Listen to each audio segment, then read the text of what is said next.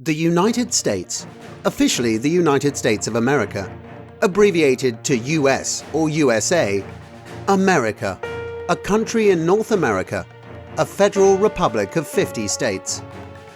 The US Constitution is usually called a living document that grows and changes as society moves forward. And regardless of an individual's view on constitutional interpretation, there is no doubt that amendments to the Constitution have changed the course of the American system. The first 10 amendments became referred to as the Bill of Rights, which incorporates many of the freedoms we associate so closely with the US, like freedom of faith, freedom of speech, and freedom of the press. But there are 6 constitutional amendments that failed to be ratified. 1. House size. Article the 1st may sound a touch Yoda-esque, but it was actually the first provision in the original proposal for the Bill of Rights. The amendment, which the first Congress approved in September 1789, basically provided a way to regulate the expansion of the House of Representatives because the country grew. Among other provisions, the amendment stated that after the House grew beyond 200 members, there would be no more than one representative for each 50,000 citizens. 11 states ratified the amendment between 1789 and 1792, but it never got the 3/4 majority of state support needed for ratification. Although the amendment remains technically eligible for ratification, it seems unnecessary now. 2. Gifts from abroad. The amendment was pretty straightforward. It stated that any US citizen who accepted a title of nobility or honor from a foreign power would cease to be an American citizen and would not be eligible to carry an American office. Accepting a present from a far-off power without congressional permission would also cost the recipient his citizenship. Congress overwhelmingly approved this amendment, which seemed aimed at divorcing the US from the allure of European aristocracy. And 12 states ratified the amendment. However, 5 states weren't so keen. Therefore, the amendment never became part of the Constitution, because there was no clause in the amendment that set a deadline for ratification. 3. Persons held to labor or service. The Corwin Amendment made it through Congress in 1861, so you can probably guess what hot-button issue it tackled. The amendment, which was proposed by Ohio Representative Thomas Corwin, read, "No amendment shall be made to the Constitution which can authorize or give to Congress the facility to abolish or interfere within any state with the domestic institutions thereof, including that of persons held to labor or service by the laws of said state." While the language never mentions slavery directly, it's pretty clear who the persons held to labor or service by the laws of said state are. When Congress approved the amendment in March 1861, it was basically the legislature's last gasp attempt at avoiding the war. Abraham Lincoln even contacted states' governors in an effort to urge their support for the amendment.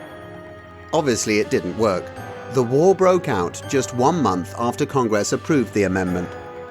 Just like the Title of Nobility Amendment, though, it's technically still up for ratification.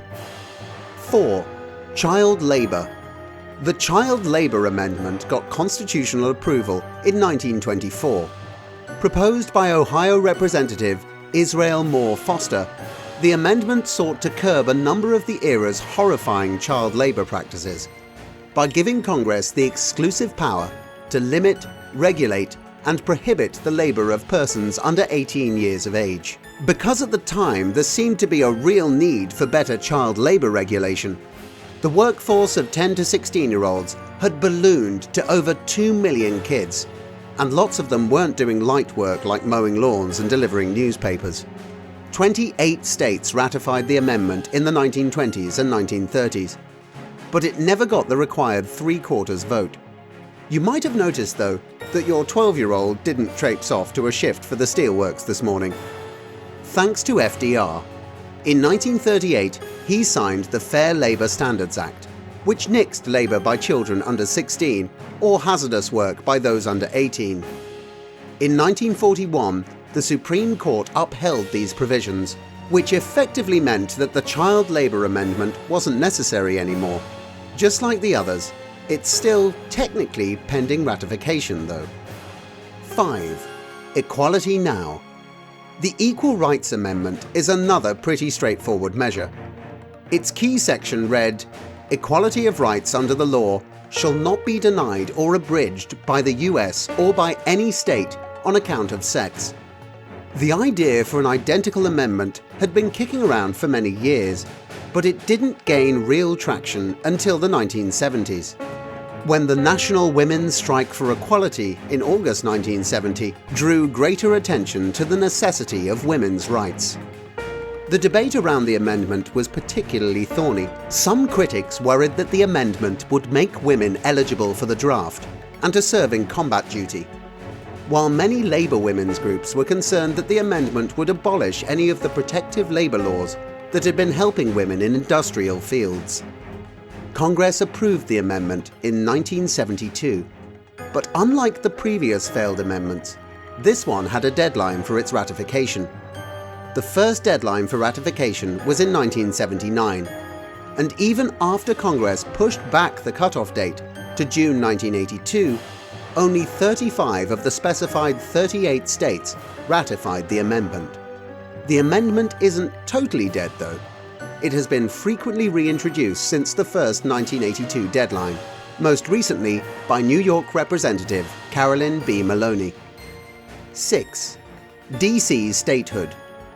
The District of Columbia Voting Rights Amendment would have made all those DC taxation without representation license plates a thing of the past.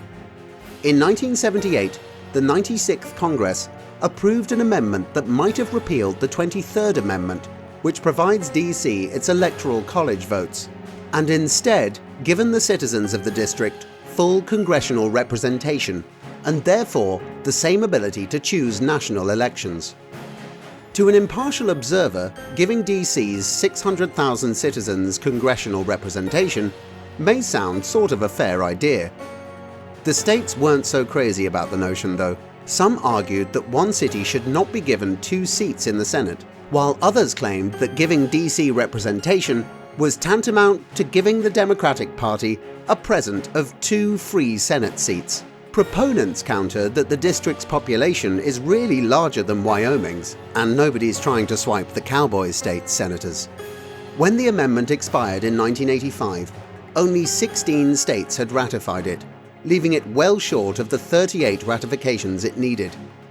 Congress frequently hears suggestions for new DC voting amendments though, including ones that might give the district a seat in the House while withholding Senate representation. Now the question is, which one would you ratify? Let us know in the comments below.